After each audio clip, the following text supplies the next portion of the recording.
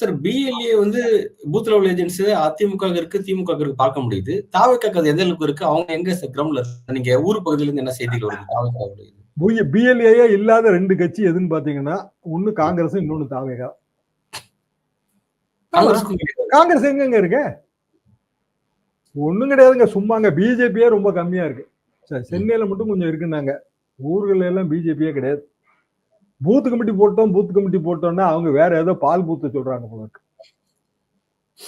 எங்கெங்க booth committee இருந்தா தாங்க ஓடி போயிடுவாங்க. ஏங்க நீங்க வந்து ஒரு 800 வாக்காளர்கள் இல்ல 1000 வாக்காளர் 500 வாக்காளருக்கு ஒரு பூத் கமிட்டி போடுவீங்க.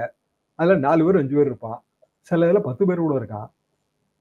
பூத் கமிட்டி போட்டிருந்தா இவ்வளவு பெரிய வேலை நடக்கும்போது அவன் ஓடி போயிருக்க மாட்டானா?